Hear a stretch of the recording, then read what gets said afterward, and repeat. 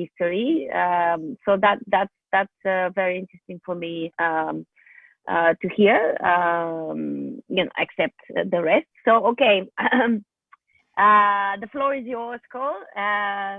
Yeah.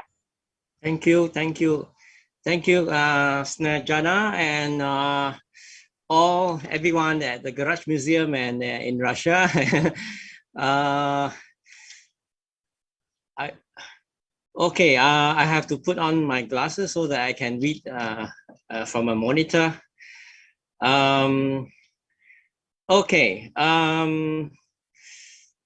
Well, I'm from Singapore, the Republic of Singapore, and those who are not quite familiar with this small island state, if you, I think, yeah, from the screen you can see the map of Singapore, which is 50 kilometers from east to west or west to east. And there was one artist, Tan Pin Pin, who actually did a project, a video. She drove from the airport from the east and then to the west. It took her about 58 minutes. So Singapore is very small, and Koh, can you click on the full screen for the presentation? Moment, so am I not on the full screen for PowerPoint? Yeah. Am I? Nothing changes now. So do you see full screen on my PowerPoint? No. No? A moment,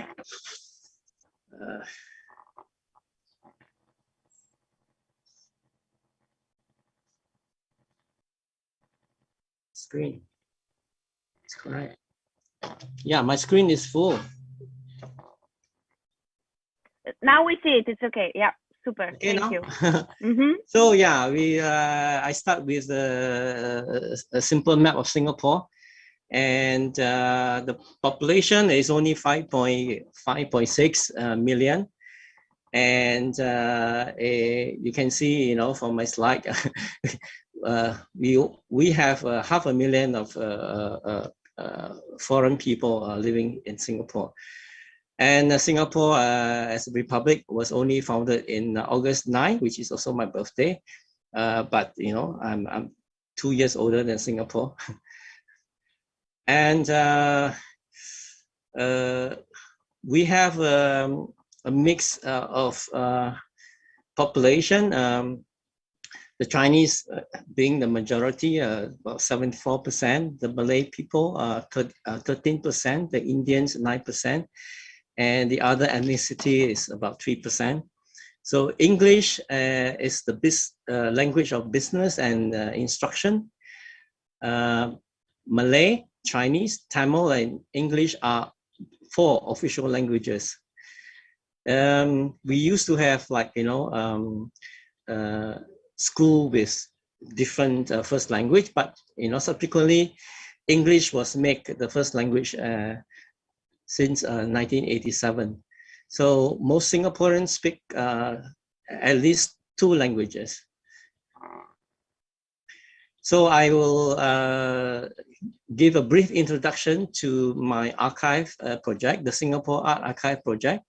It is a work in progress, and if I could travel to Moscow, I would present something more physical. But of course, the pandemic situation. So I now make something quite different, which you will see later in my presentation. So the Singapore Art Archive project pretend to be an archive related to art in Singapore and its wider international connection.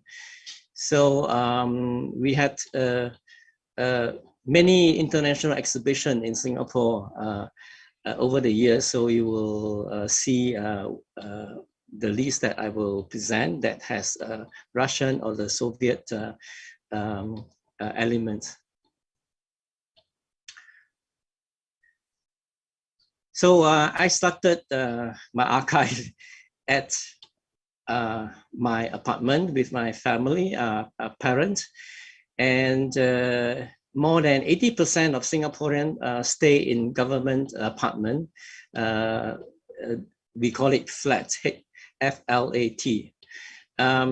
So I started collecting when I was in senior high school in 1980. And in Singapore, we will have Chinese New Year next Tuesday. And so at the moment, I'm preparing the family house and at the same time doing the Zoom preparation. So you can see the before and after, how I use the space. This is my own flat for a single person. So I have it since 1999, and I thought I could sort of open it as a resource for people, but then unfortunately the government don't allow sort of this kind of activities in a living apartment. This is my current studio that I rented, and I share with a friend who's in his 70s, and I sometimes prepare my projects in this particular space. So I started collecting newspaper when I was in the senior high school in 1980, and in Singapore we have at least four morning paper, in 4 different official languages. So I buy at least 2, which is the English and the Chinese newspaper until today.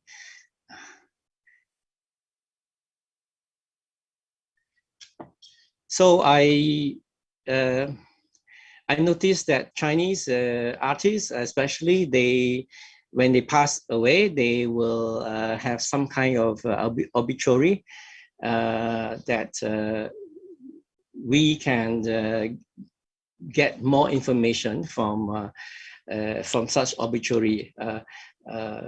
Other than that, when we know them as artists, we sometimes do not know their personal or family story. So it's only when they die, the newspaper will publish in the obituary a little bit more details about the family members and some of their life stories.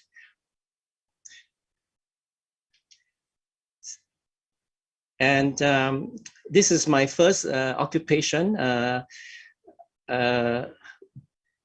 as a museum assistant at the National Museum Art Gallery, where in the 70s, some Russian exhibition came to this museum, which I will show you later.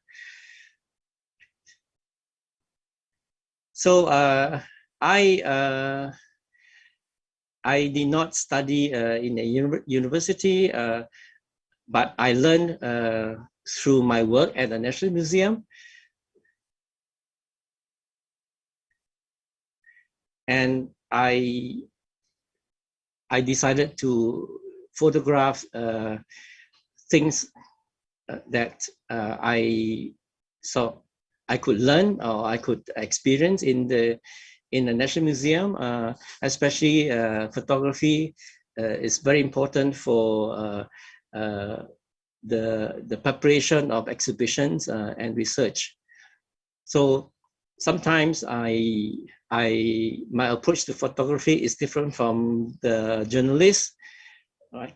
They pay attention to the VIP or the in this picture, you can see people winning some prizes. So my approach is different from many people who have camera. In the late 80s, Singapore had, new art form like a performance and installation. Before that, mostly paintings and sculpture. So I I learned to document performance art, especially of artist Tang Dau and the art collective, the Artist Village.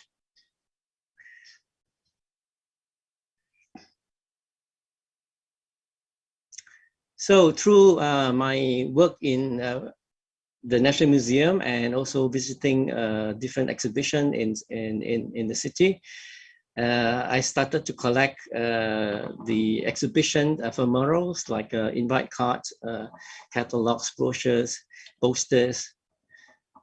So other than the newspapers, that I continue to collect. So these are example of the exhibitions catalog that the exhibition that happened in Singapore. These are from the 1950s. You can see their Chinese language and with English language as well on the design. These are the 60s. We still have some Chinese language, and then we also include the Malay language. You can see the one that 1960. It has four languages. This the 70s. You can see less Chinese language and less Malay language. This is also the 70s. These are the 80s.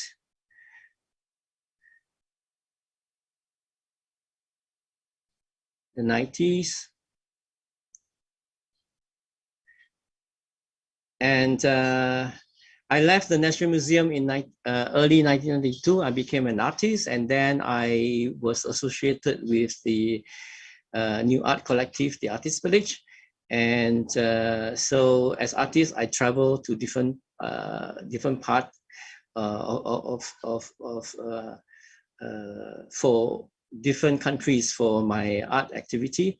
So I will collect whenever I travel, and subsequently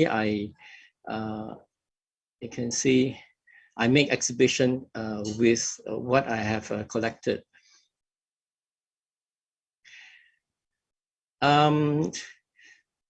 I began to work with the Fukuoka Art Museum in Japan in 1996 as a coordinator, and they were organizing an exhibition called The Birth of Modern Art in Southeast Asia, Artists and Movement. So the exhibition was to be in 1997, and this job that I was engaged to do allow me to learn more about this Singaporean art history, and to meet senior and older artists.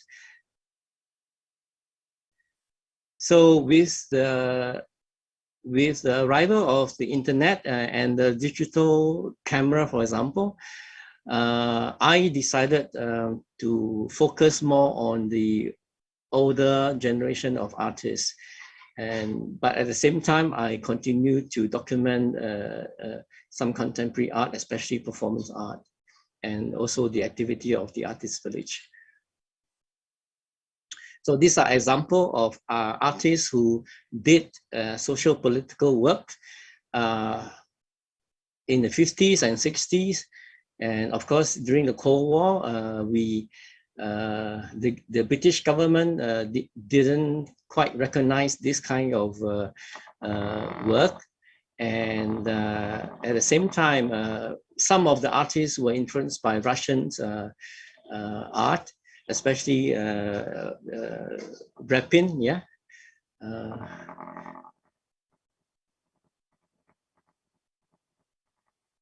So these are example of what I could discover as an independent researcher, compared to working 7 years at the National Museum.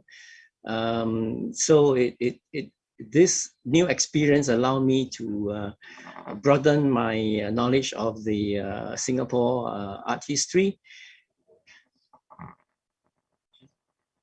this particular artist, Koh Nguang, of course, he liked the rapping as well, and he was going to follow me to Moscow if I could travel, right? But of course, you know, we couldn't.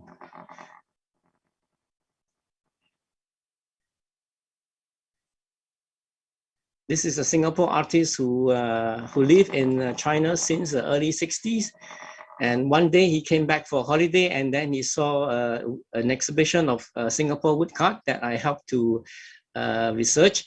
And it's interesting that he asked to meet the museum staff. So I was the museum staff, and then, you know, so then he said, oh, you know what, these are his work on the wall that we put up, you know.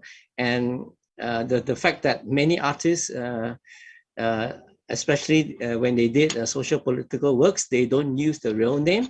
So some, they use a pen name. So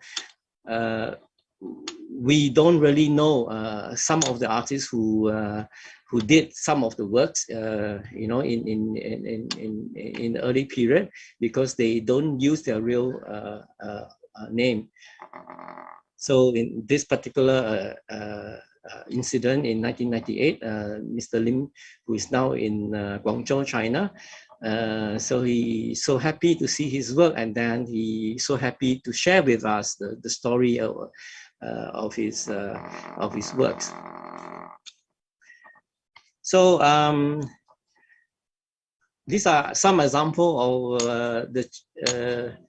the place where I collect some of the older publications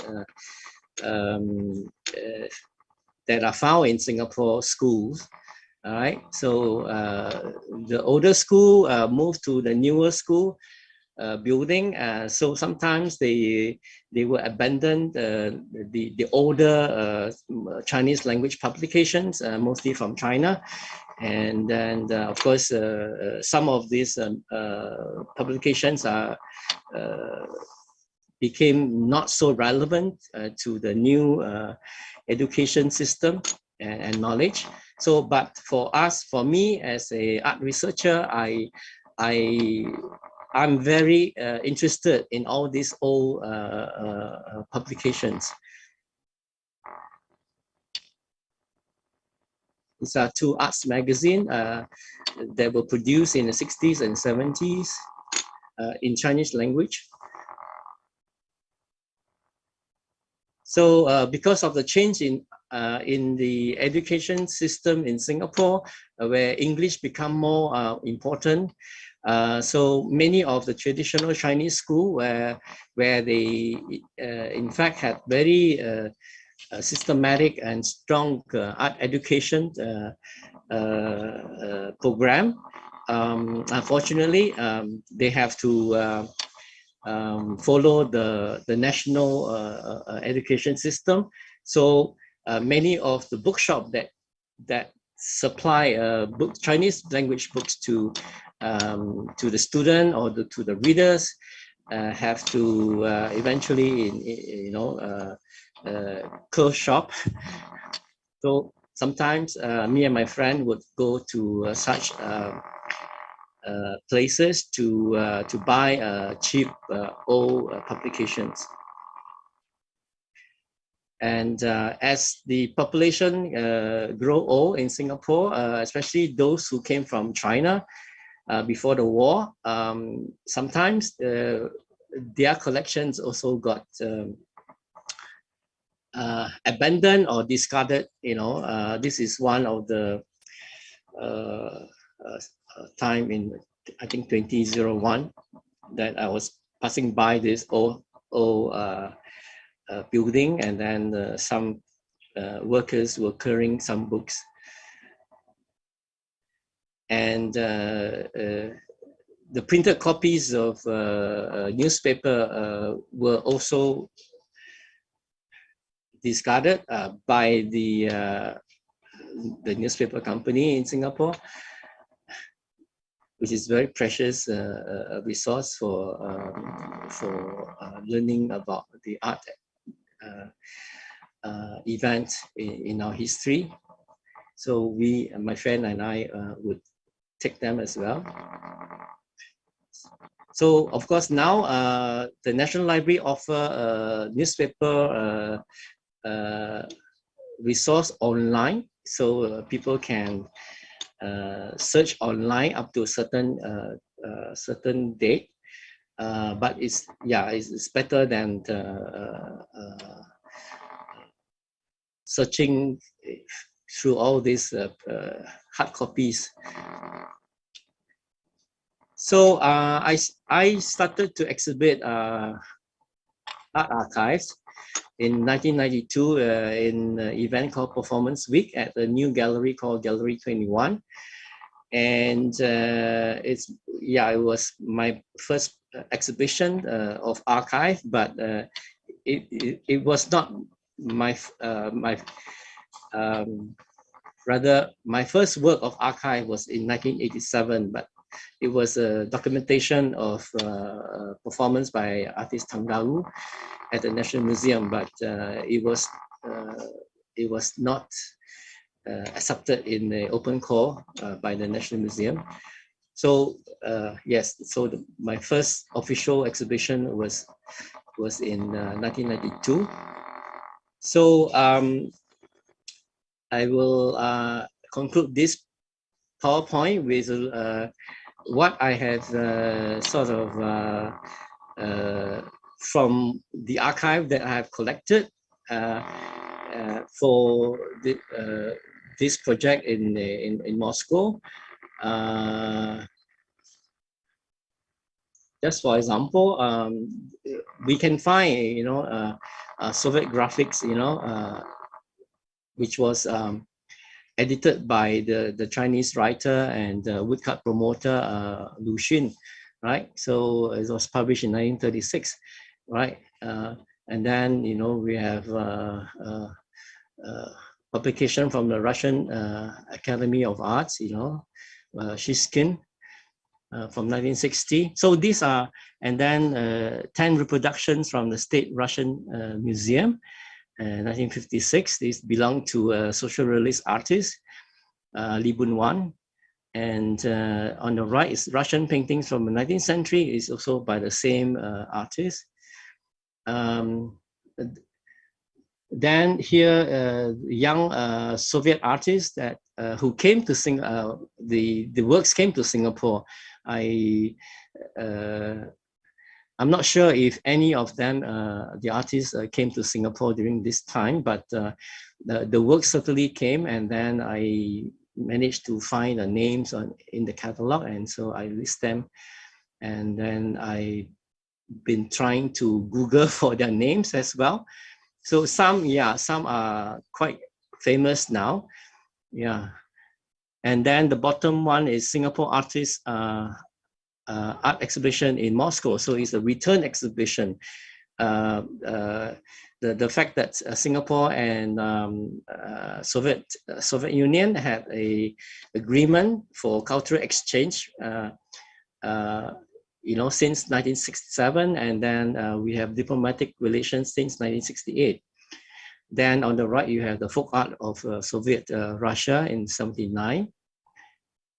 And then we have a few other Soviet exhibitions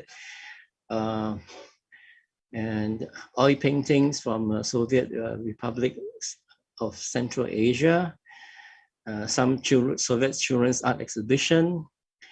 And then in '88, the artistic metalwork of the peoples of Central Asia and the Caucasus. So this is when I was working in the National Museum, so I could take a few pictures of the work in progress. I mean the preparation for the exhibition, and also when the exhibition is up, I took a few pictures of the exhibition. Then after the Cold War, private galleries in Singapore start to introduce contemporary Russian art, like art-based gallery here. And then the new Singapore Art Museum in 1993, September, Ideal City, Trends in Contemporary Russian.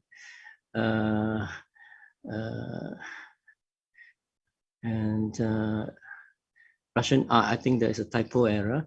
So there was also a lecture on Russian art since 1960 by Irina Bazilova, Paper Architecture by Irina Koraina, something like that. Sorry, I can't pronounce properly. And then the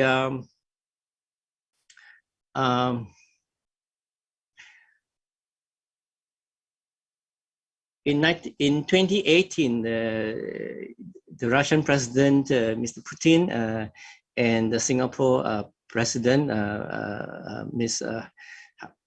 Halima Yacob, jointly laid a foundation stone for the Russian Cultural Center, which will be built in Singapore. Right. So, but I think there's some delay due to the COVID situation.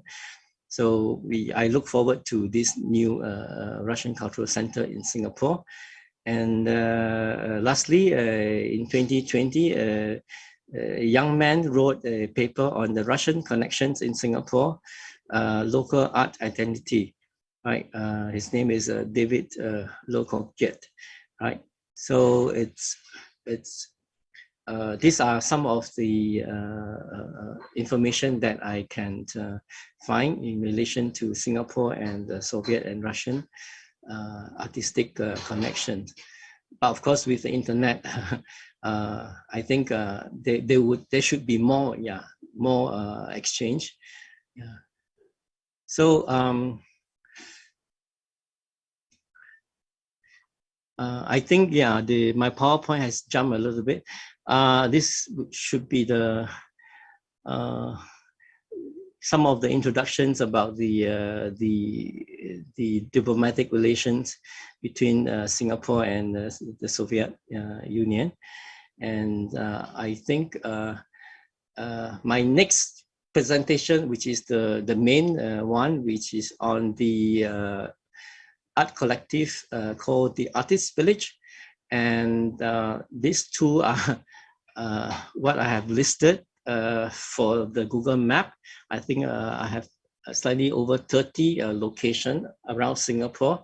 So we will see later in the Google map presentation a little bit more detail and pictures.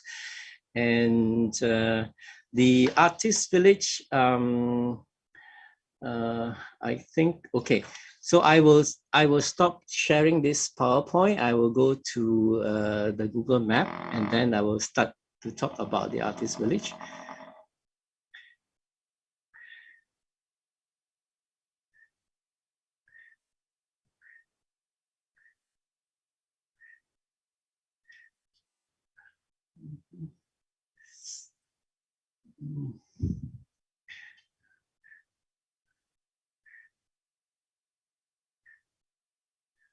Okay. Sorry, I will. Okay. This is.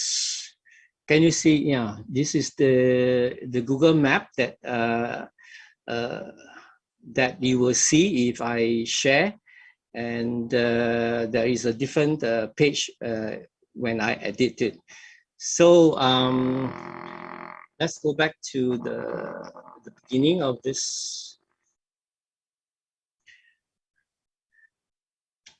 Yeah, so this map is named Selected Events of the Artist Village 1988 to 2022, which is it included an event that we organized and just ended a few days ago, and it is also for the 30th anniversary of the Artist Village. And the Artist Village is so for the Google Map, of course, if you are using the PC, which is a better platform to view. For mobile phone, it is a little bit smaller to view. So as I earlier introduced the map of Singapore, which is the 50 kilometers from east to west. So I should start with the beginning of the artist's village, right? And it is actually, you can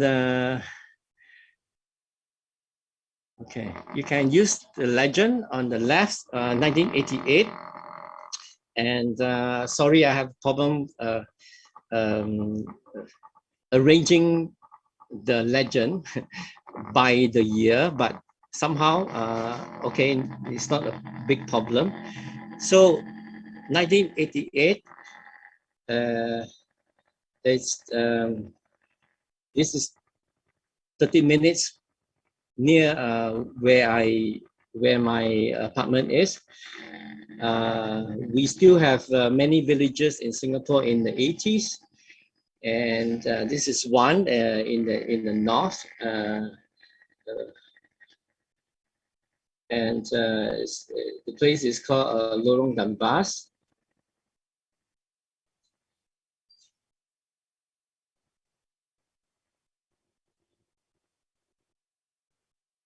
I have to yes. There is a hot spring and near this area.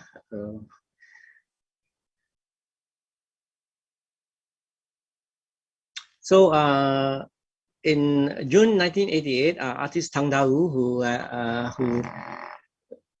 was in London for many years, he came back with his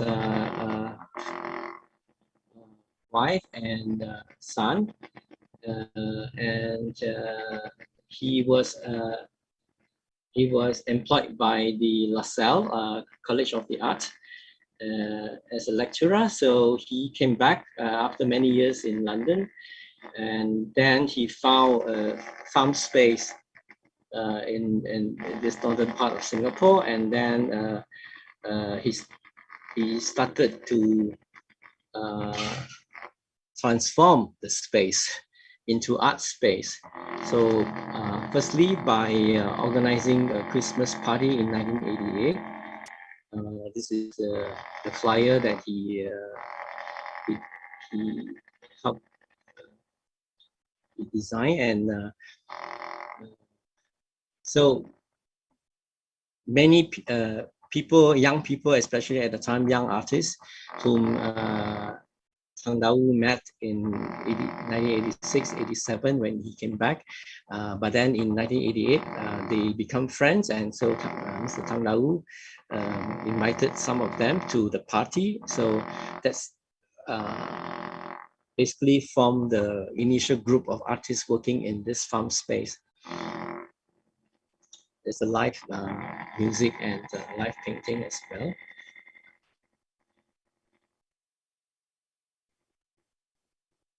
So this is the initial activity in this. You can see from this my map, right? So maybe I can also change to a different map layer, so it's not so dark with the landscape. So you can see the location marker a little bit clearer, like this. So 21 is the original location of the artist village from 1988. So what happened after the Christmas party is the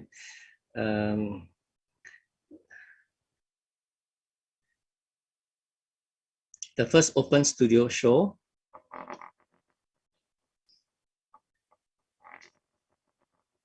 So after the party, some young artists liked the environment very much, and subsequently in January 1989, 10 artists presented the first open studio show, right?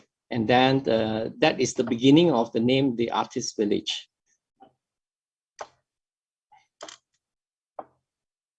So I will explain a little bit later the space, the Artist Village, and the collective, the Artist Village. It's quite different, yeah. So the 10 artists make an exhibition, and then they were known as the Artist Village. But subsequently, the Artist Village, the group of artists, more artists got together, and then they decided to make a collective, or in Singapore we call it a society, and it is required by the Singapore's law to register any group that want to have activity. And then so the Artist Village, the artists then decided to register for to become a society, so that, you know, in the future they could organize events, they could get funding from the government. Yeah. So this is, and from my apartment to this Artist Village, it will take about 30 minutes walk.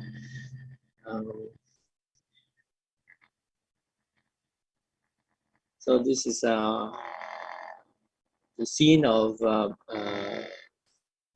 more traditional Chinese house, village house, that turned into like gallery and wall space for paintings.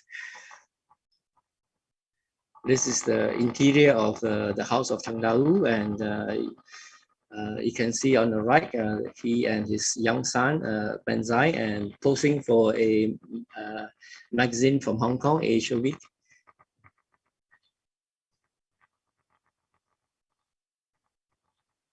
This is a studio or a gallery, which was formerly a chicken farm, a chicken coop, yeah. This is drawings of Amanda Heng, who unfortunately couldn't participate in the exhibition in Moscow. But these were her early works from the LaSalle Art College.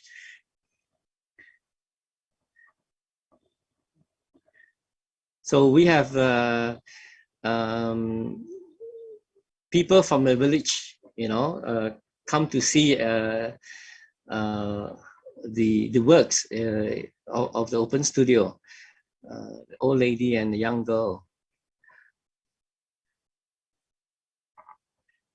This is a driveway turned into a gallery.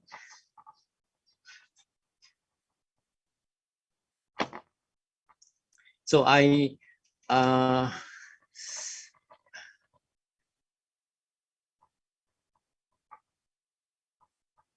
not sure about the speed and the timing, but because as the Artist Village is 33 years, counting from 1988. So we just had a 30th anniversary exhibition. So there is some comment that the museum, the art historian, they are more interested in the older part of the Artist Village, right? And the fact that the knowledge of the Artist Village, of course, were accumulated, and then over time, people have started to write papers, and then they also curate exhibitions. So some of the artists from the early, the first decade of the artist village were more sort of popular among the historians and the curators. So there was a suggestion that if I present artist village, would I present from what it is now, and then we look backward, 30 years, right? So I'm not sure whether this is suitable for the audience in of this Garage Museum program. So but I think I will just continue with in a chronological order, unless my time is not enough, then I will jump to the most recent one. Okay.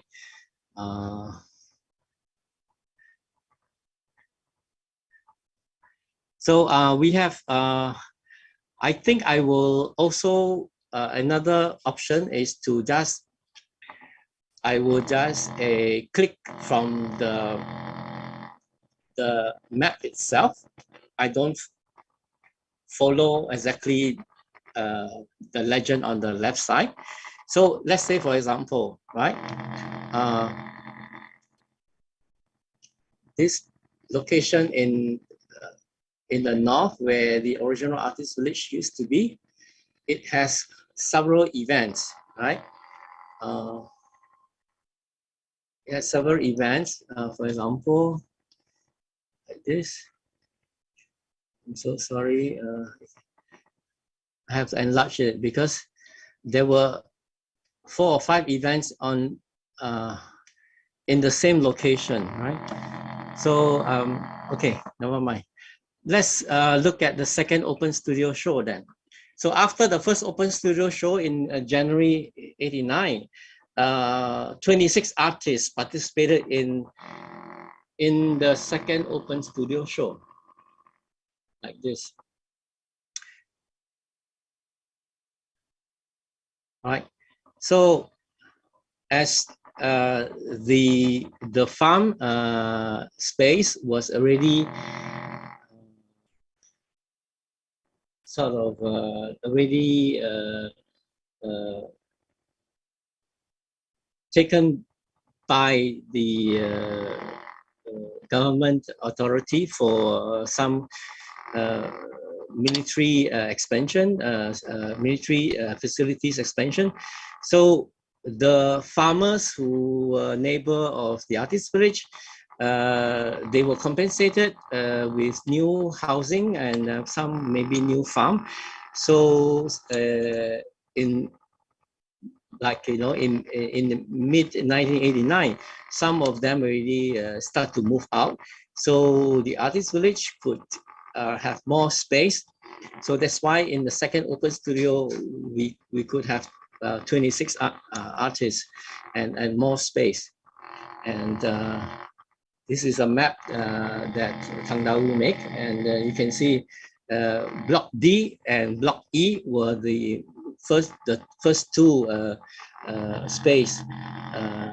Block C as well. D, E, and C were used for the first open studio show.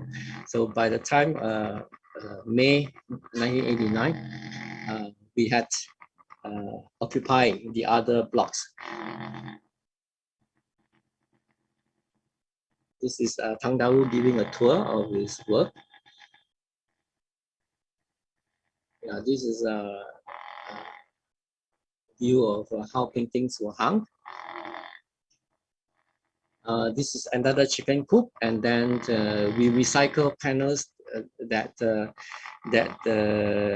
from a Japanese exhibition at the National Museum. So they built all the panels for an exhibition, and then after the exhibition they were going to throw away. So we took them to the artist village, and then we installed them for our use.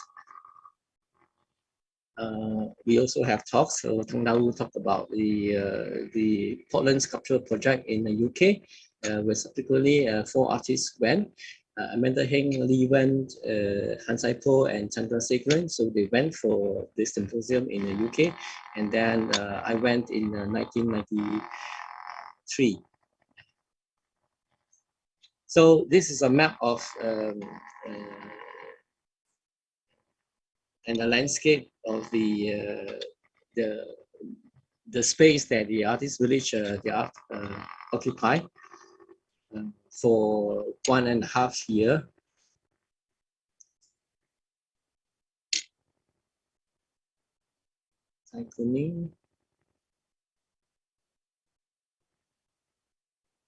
And then the artist village as a new collective, although it wasn't official, was invited to participate in the Art Mark, which is the Singapore International Shopping Festival in the shopping district of Orchard Road. And so Tang Dao did a performance about the Vietnamese refugee in Singapore. Singapore had a space in the north for the Vietnamese refugee, although officially Singapore was not going to take the refugee, but because they were saved by the international ships, and then the ship had to come to Singapore.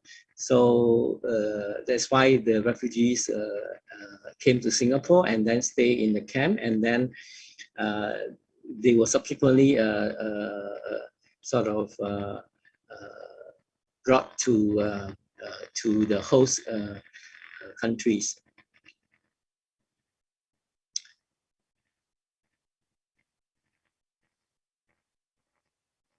And then in the same year, 1989, two universities invited Artist Village, and we did two events called Happenings.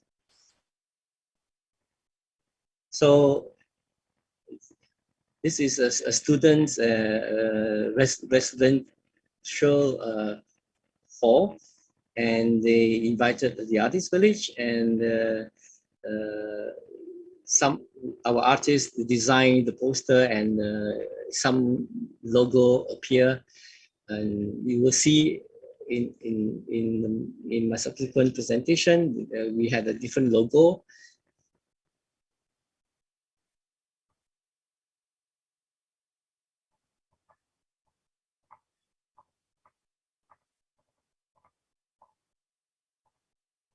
So some young artists like Vincent Liao and Wong Shi Yao started to do performance. So yeah, it was quite new to the audience as well. So basically this presentation through the Google Map is to highlight the places where artists, especially the Artist Village, had the event.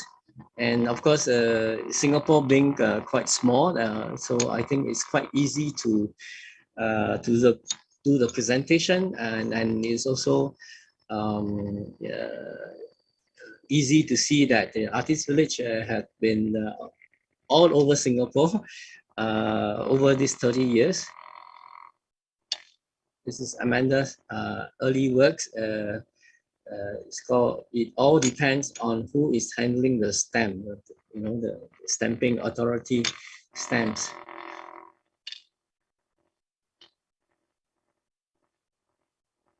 So the students come in shorts and in the sandals, and because this is their home, is their sleeping place, you know. So they come in a very casual attire to attend our exhibitions. And the other event was by the Architecture Society of the National University of Singapore. So, and they call us the avant-garde, you know. So anyway, that's how they think And then, yeah, the avant-garde exhibition, so co-organized by the Architecture Society and the Raffles Hall, which is also a student hall. And so we did some installation and display of two-dimensional artwork. And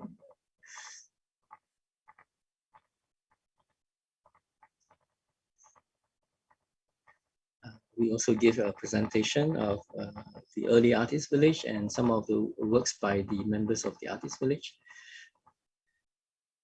So 89, so we are still in 89. And 89 was an important year for the beginning of the Artist Village.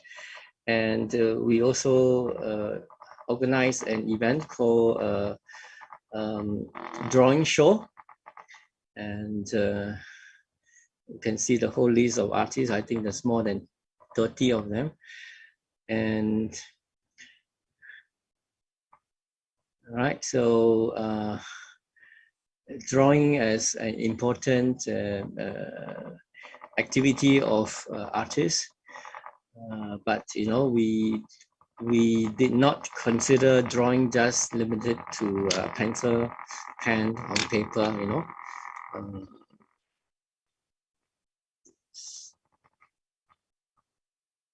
Yeah, this is the chicken coop that has some of the drawings. This is another chicken coop. You can see some of the plants. They're still in the background, with the farmers still continue to grow them. And then one of the most important events that the Artist Village organized at the end of 1990 was the time show.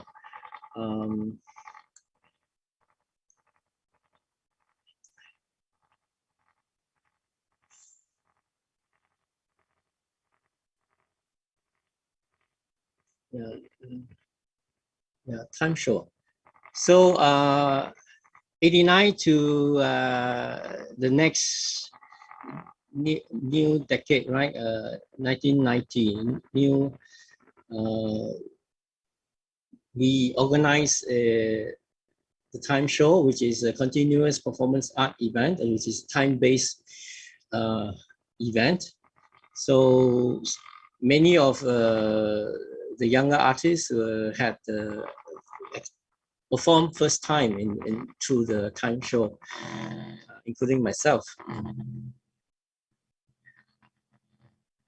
So these are the basically each program will take 1 hour.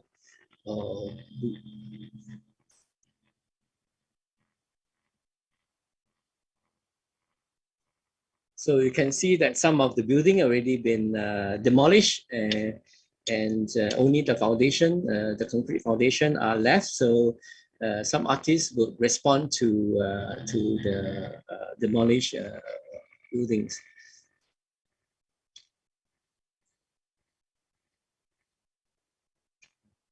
So this is another one that respond to a demolished building. Poetry by Zai Kuning and poetry by Li Wen. So they become very famous subsequently.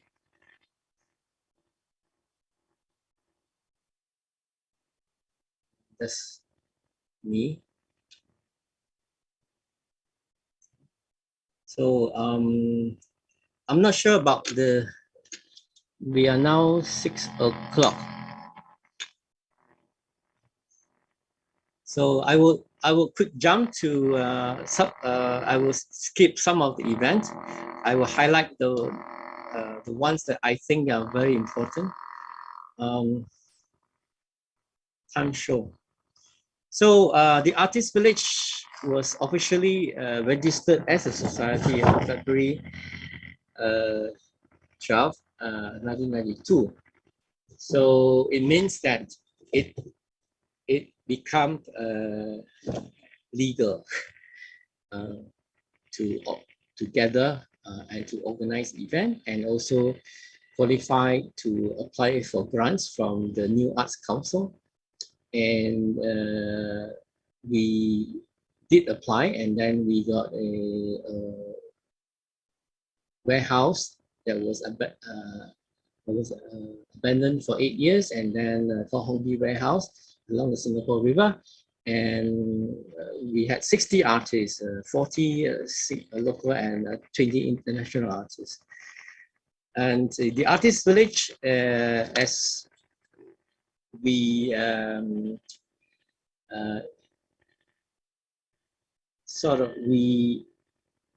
we have announced that we are a society dedicated to the promotion and encouragement of experimental and alternative arts in Singapore.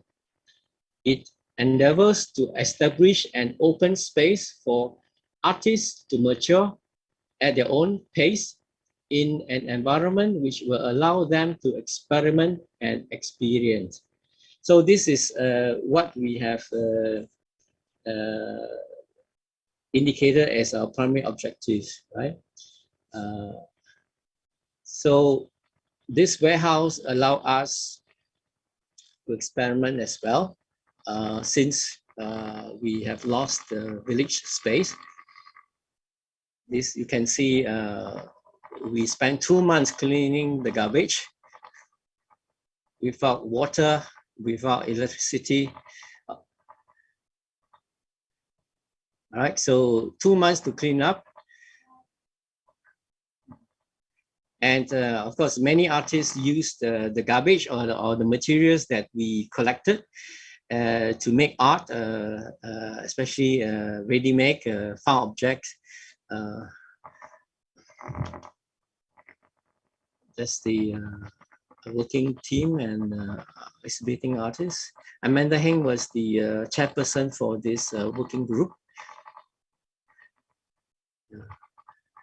Some of the publicity materials that we produce.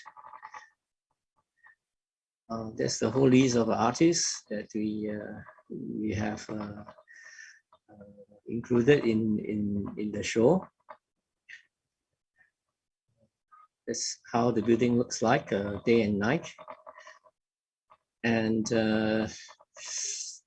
yeah, it was a big space, so many artists try to utilize the space as much as they could.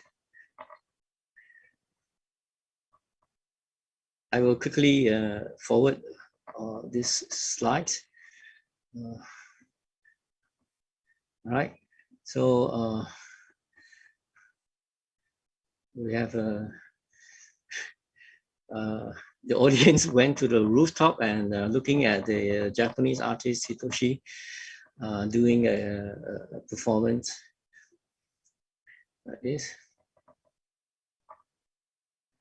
We also have a Japanese artist, Sakiko, who is probably the first artist to do a work in the Singapore River.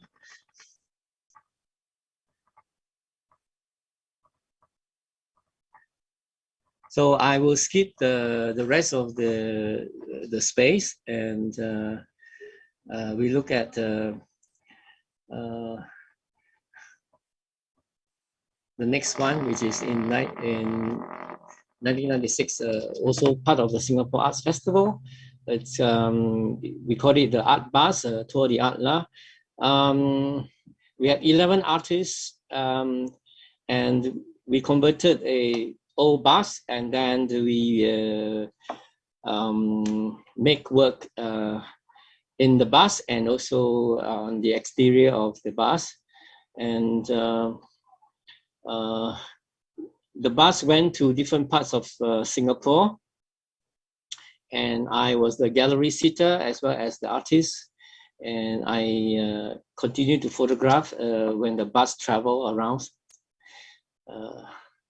All right, so these are example of the Art Bus project, and we'll see one that has interior shot. like this. This is next to a night market, and that's my work on the window, and this is a young audience responding to one of the work. So yeah, I will also skip a little bit, and then we'll come to 1999, which will experience a new group of members for the Artist Village. So it's the second decade of the Artist Village, and there's a group of younger artists that did not experience the village that the Artist Village started, and so they thought they should also announce their ideas about, you know, art, and also of course they also respect the history of the Artist Village. But in 1999, so it is also a New Year event that, of course, they follow the time show that happened in the village space. So this group of young members did an event called Post Ulu. Ulu is a Malay word, means remote. So it's post remote space, you know. And so it's, of course, by then we had rock musicians during the village space, you know, but by this event in 1999, we have DJs already, you know, people playing different kind of music, you know. This is, and since we have lost many of the villages, as I mentioned, we still have many villages in the 80s, but then subsequently many of the villages were resettled and redeveloped, and so we lost many village space, and so I think by the 2000s, you know, we hardly have any of this more rural and village space to do art. So in 2000, after the Post Ulu, the newer members decided to investigate the monuments in the city area. So the event was called Artists Investigating Monuments. In Singapore, we don't have like political figures in statues and sculptures, except Sir Stamford Raffles. So the Raffles landing site was chosen as one of the monument that artists will investigate, right? So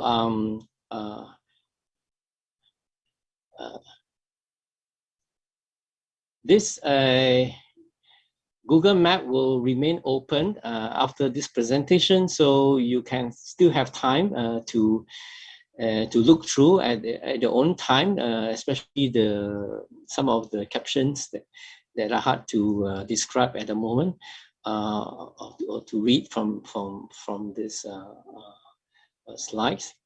So this one artist does ice skating at the original Malayan Park, and then I show you the one at the Raffles.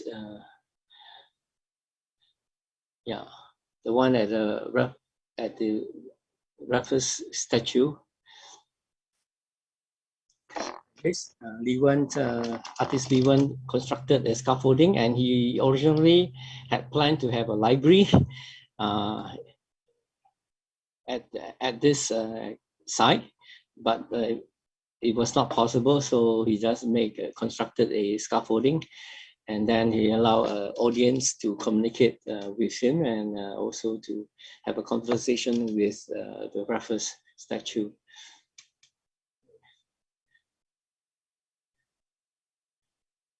We also have artists who do sound and movement performance. George Chua and Kai Lam.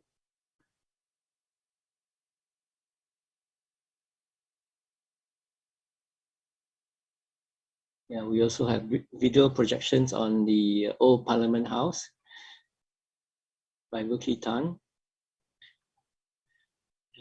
George playing some music instrument. And then I will fast forward again. After 2000, Beauty, Storm. We also did the second aim, the Artist Investigate Monument, and this was hosted by the Singapore Art Museum and the National Arts Council. And this time, one special location was the war cemetery of for the Commonwealth. The Commonwealth, the army, from the Commonwealth who fought the Japanese. So I don't have pictures of that. Episode. Okay, and then of course with the arrival of digital media, and of course more artists started to do videos and films, and so this is also a New Year event. It's called Episode 5. It's midnight. It's December. Yeah, it is December 31st, 2006 to midnight 1st January, and it happened at 3 different studios in the city.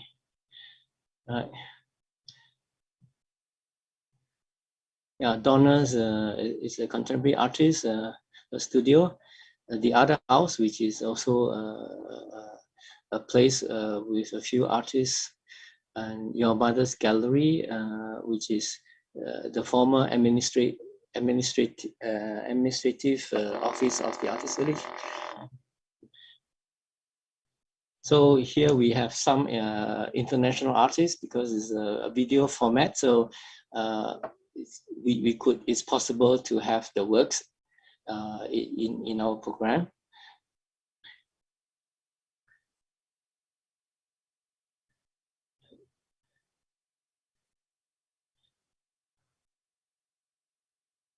So, episode 508. So by the 2008, the Artist Village somehow was quite established as a collective, and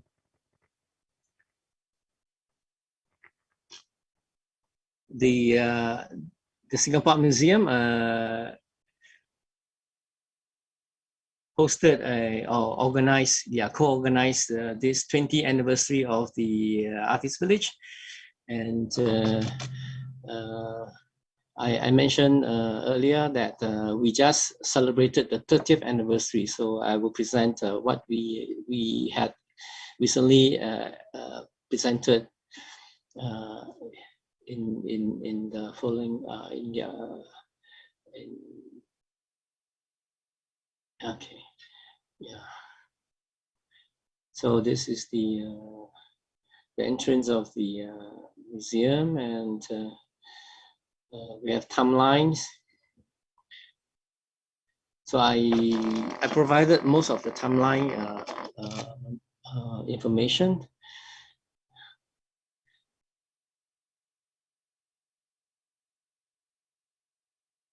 So there are works that the museum collected of from the artists related to the artist village over the years, and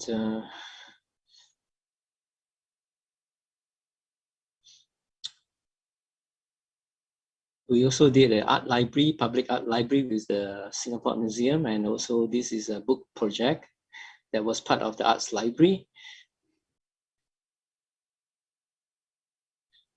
And of course, we continue to have artists doing performance art. Izam, who is the current president of the Artist Village.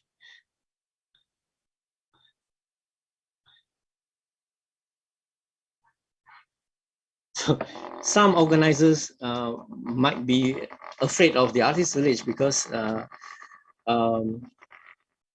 I mean, you know,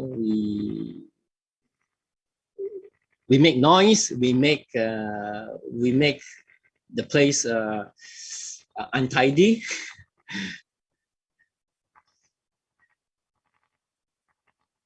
There's a video art presentation. These are a group photo of some of the artists.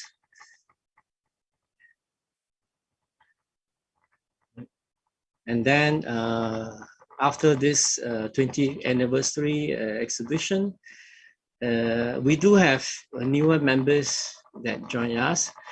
And let's look at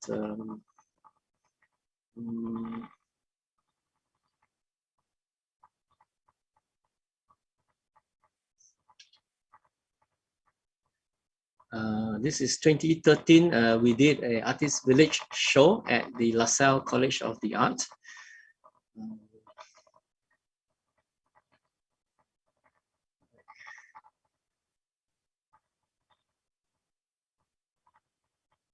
Yeah, so it is again a year-end event. This is November to December, not a New Year event, but a year-end event that we could organize at the Art College.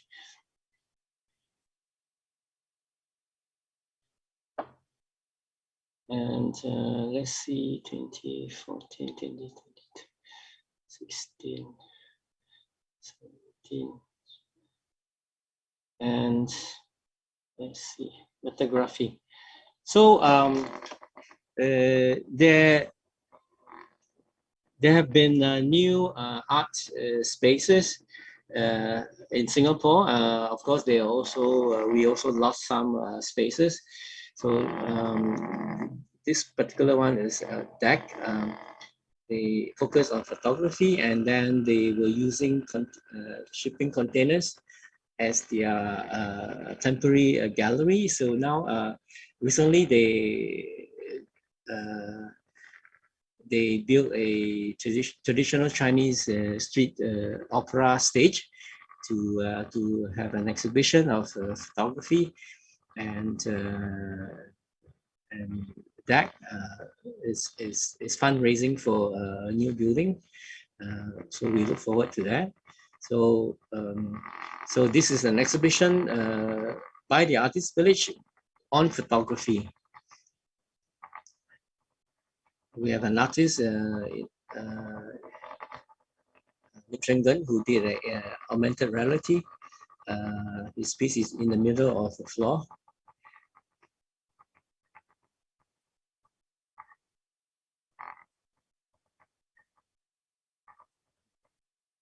Right, and then 19, yeah. So some artists of the Artist Village also participated in some events in the park,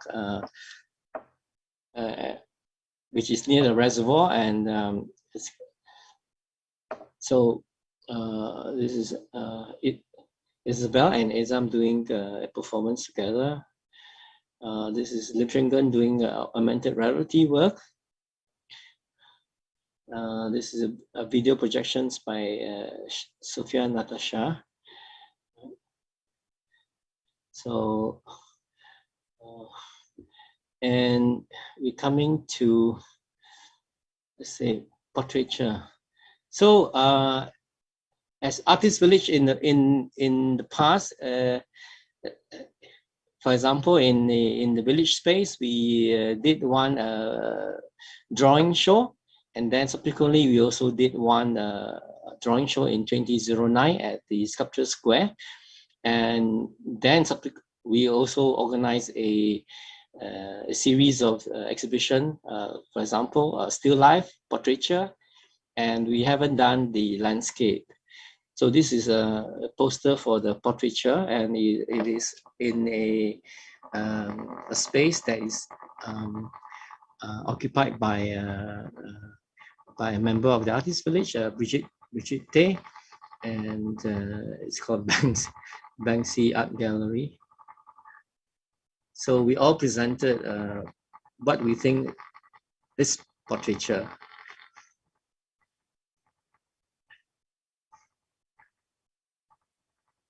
I presented a birthday cake for retirement at 55, but in Singapore, we can't retire until 65, or at least.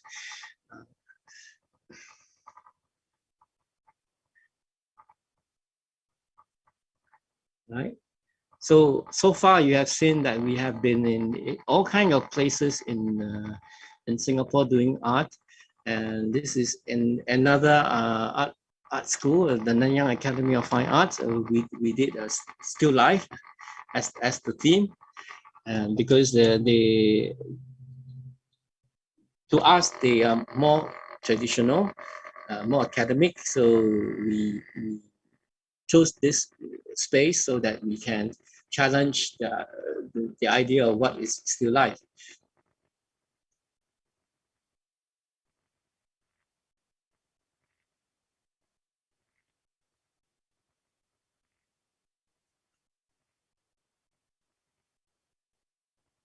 Right, and then we're coming to the end of the timeline. Let's see, we have anything 2022. Okay, I will show a little bit of. We had a residency program and on an island in Singapore, the second largest island, Pulau Ubin, near the airport. Okay. And we had open call, and then these are the programs that we publish, and these are on the programs are PDF on this Artist Village website, so you can have a look for more detail. We have stopped this residency after about 3 years. Let's see. Okay, we're coming to interesting event, which is we in 2015 the railway station that belongs to the Malaysian government. Before Singapore and Malaya were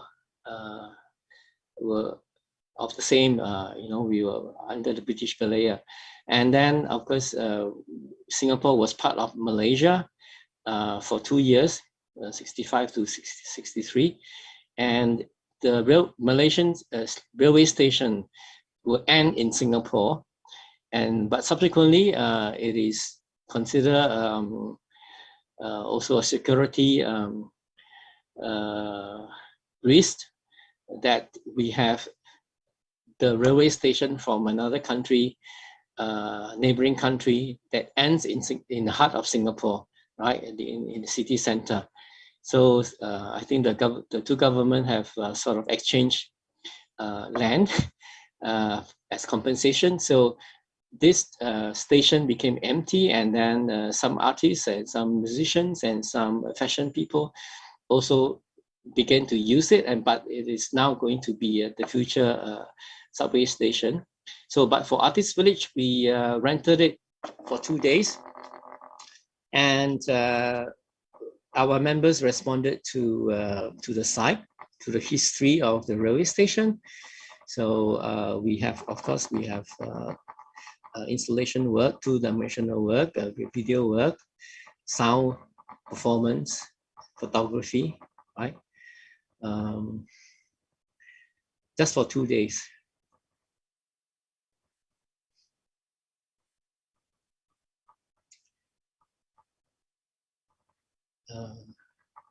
Yeah, some artists would show the film, the video of traveling from Singapore to Malaysia, and so it's also a very interesting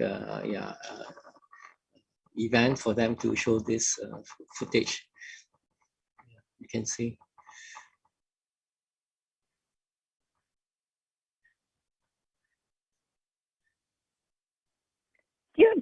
Dear Koh, we have 5 minutes left.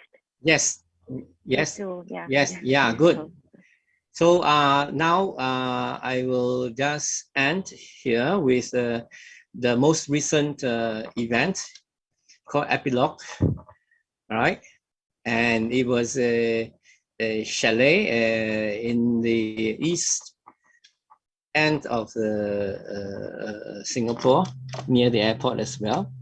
And we had 16 artists participated, and it was part of the Singapore Art Week, which has 130 events. Yeah, of course, many people said it's too many events, but not enough time. Yeah, but of course, some of the events we can watch online. So Epilogue is created by our one of the young members, Bridget, who is as old as the Artist Village. Yeah, this is the program. All right, this is the curator, and I'm not showing the video clip that I shot of Bridget taking a tour, but I just briefly show the face of the members who are now part of the Artist Village. Right, is on. Right. So of course, using the chalet, we can't drill hole into the wall. We can't use heavy tapes, right? So I decided to highlight the artists and also what they were showing recently, right? And Jason Lee did a T-shirt, so we have different T-shirts over the years.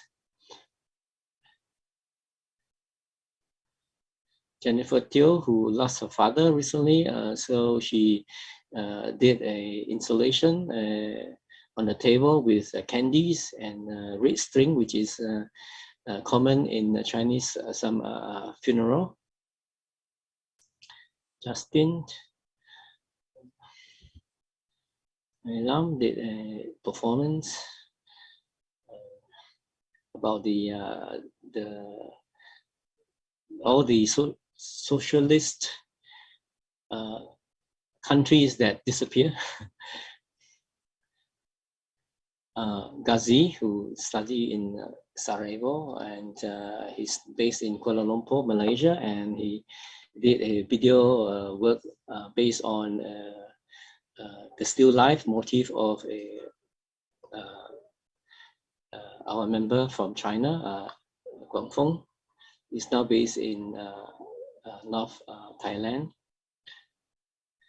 Lim Cheng-gun, who is I mentioned earlier, he works with AR, VR, and he's presented a wedding video of he and his wife using deep fake technology.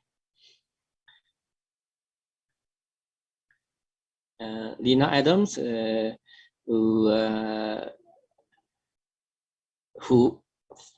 did a performance and this installation celebrating 30 birthday of the Artist Village. Natasha did a performance in relation to our late member who Juliana Yassin, who used to work in collaboration with different artists. Shin Young Park, Korean, but from New Zealand, but live in Singapore, worked with plastic waste, plastic containers, and then using the cyanotype photography.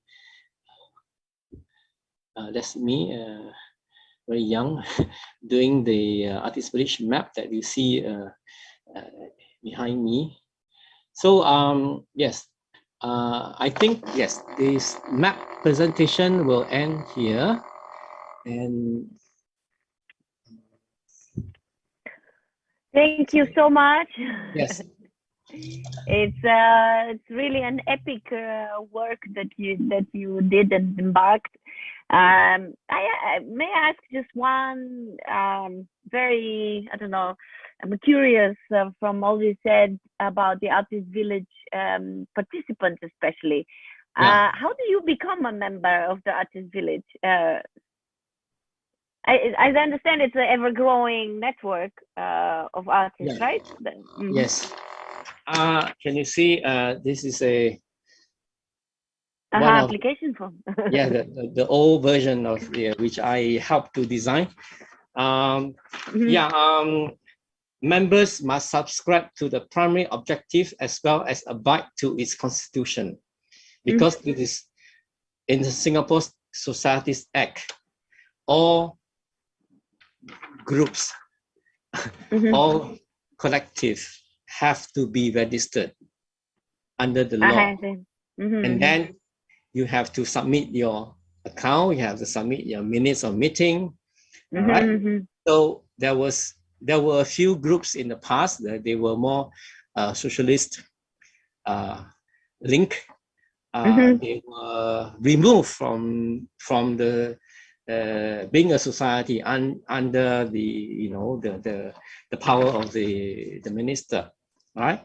So so we had certain art groups that were more socialist, right? And then of course their so-called influence also came from partly also from the Soviet Union, right? So besides China, but so and of course membership is open to anyone 18 years and above, right? Applicants must be proposed and seconded by 2 existing and active members. So sometimes people ask me, can they join the Artist Village? So my common response is, can you be a friend first? Can you be a friend? Can you come to our events? Right? So sometimes people just want to be a member suddenly, and then we are not sure if they are going to be a good member, or going to be doing some spy work. Right? So membership is processed by the management committee, which is elected every year. So we are going to have the next AGM after the Chinese New Year, and our subscription fee I hope is still the same, $60 annually, right? And we used to have half price for students, $30, and we also have for senior members like myself, Tang Dawu, we don't have to pay membership, right? Right. Yeah. So we do have a procedure to follow, but as I say, let's be friends first. Right. Singapore is yeah. very small. Singapore, you see already from the map and my presentation, is very small. The population is also very small. So be friend, and then whether you want to join the Artist Village or join the Sculpture Society, join the Modern Art Society, it's up to you. But the fact that Artist Village is talking about closing this society for the last 2 years. The fact that we have members who are quite established artists themselves, right? And some of them are also teaching in the art school, right? And so I personally, I believe that memberships normally for younger artists, when they're young, they're out of art school. So the fact that we had many young artists in the beginning of the Artist Village, right? Because they have finished art school, they don't know what to do, they have no studio space, right? So Artist Village provided that kind of space and that kind of friendship, right? But then we lost the village space. Right, yeah. Right? So I think for more than 30 years, since 1990, we didn't have a space, a permanent space, all right? We only have, we have change of membership, but of course, the accumulation of the knowledge and the archive of the Artist Village especially through my documentations, help people to learn about our past, all right? But of course, as I mentioned earlier, some newer members feel that the burden of the history of the older, days of the Artist Village is sometimes is difficult to handle. Overcome. Yeah, so that's why I asked if I should start my map with the most recent, or the yes. most. But then I, as someone from working with formerly from the museum, I like to do that in that chronological way. Right. So that people understand. People understand the development, right? The change. Of course, all these changes for the art collective is also responding to the whole art ecology in Singapore and also the region, right? So in the past, we had to register ourselves because by law, and then it took 2 years to register a collective. Now it's registration online, so maybe it just take a few months to approve, right? But all this funding part is mostly from the government source. Then there is some kind of restriction in the sense that, do you want the funding? But most of the land in Singapore they are either government land or they are private land. So it's only sometime when let's say some shops, they have no business, especially this pandemic. The space is maybe open to artists, right? But when the economy is better, then the artist is kicked out. So it's always the same. Yeah, I think it's maybe same in your country. Yeah. So when you said closing the society, do you mean the community? Do you mean that you're closing it to new members, or do you mean that this exhibition epilogue? I mean, it's a bit epilogue was meant to be the farewell of the Artist Village, right? But of course, we have members who are willing to continue with the group, and I personally is willing to continue. Because the Artist Village is registered under my address. I see. Right. So that's why I have interest and also responsibility to archive the artist village, and then present this history. And of course, I'm still exhibiting with the current member who are very young, and so we will decide after the Chinese New Year and through the annual general meeting. And I think this exhibition that we did recently allow curators, historians, they came to our town hall talk, and I think it gives us or give members who are thinking of stepping down, because they have different commitments. To be honest, they have families, they have parents. They have to think of how to get the income because Singapore is very expensive, place to live.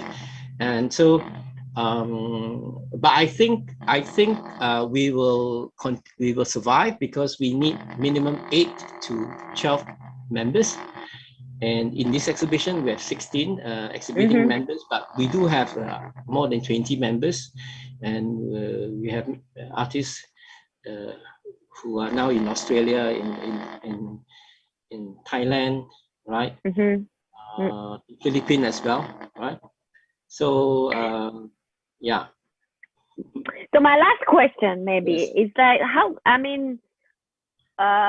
I think archiving for you maybe became a little bit easier with the digital, and the fact that you can, at least it maybe takes a little bit less space in terms of physical space.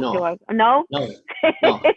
All digital. Well, pre-digital age archive are hard copy, right? Like books, publications, paper based, and then of course film, right? Negative, positive, right? So many artists, the older generation artists, have that kind of hard copy archive. They don't have digital archive. Right. The digital archive only belong to the younger generation of artists, right? So there may be a project that I'm going to be involved this year. It's about archiving, and then with students learning about archiving, partly from me, but it is they would be the one who decide who they want to document in the future. All right. So I do have, for example, like sound recording cassette of performance art and events, and I did digitize some of this cassette and then present them because performance, the sound are very important. Yeah. But usually people just ask me for photographs of to illustrate their article about performance art. So that's why I have also exhibited some of the sound from performance art, which I think is very important. So, but how come no national museum has wanted to acquire all your archive, or you're like resistant to this? Oh, idea? they have. The National Gallery have offered some money to buy some. Right? So it's breaking my archives. All right? Because we have the different museum with different collection policy. So just remember, when artists started in the beginning, there's only one National Museum, and then the National Museum Art Gallery only started in 1976. Right. And then, of course, after 1993, we have a different museum like History Museum, the National Museum, the Asian Civilization Museum, and then the Singapore Art Museum. And then, of course, now we have the National Gallery of Singapore, right? We also have the National University of Singapore Museum, right? So, but we are, a city-state, one government, right? One source of funding, right? Right. Then you can guess, it's different from places where they have a different government, local government, and so we just have to work with whatever problem that we will encounter. But of course, we are talking about closing this art collective. Then the next step is what happened if another half of the members want to continue, or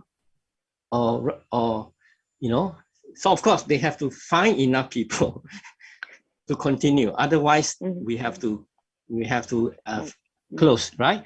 And of course, the archive. What happened if this group decide to close, right? Not enough people to continue. Then what happened to the archive? Right. Maybe they will end up in a museum or in a library, right? We don't know, right? But for me, I've been exhibiting the Artist Village archive, and this is first online. This is through the Google Map, which I think is quite appropriate as well. Taking the COVID situation, right? But it is a medium that is also useful for presenting archive, because it's difficult to look through so many items,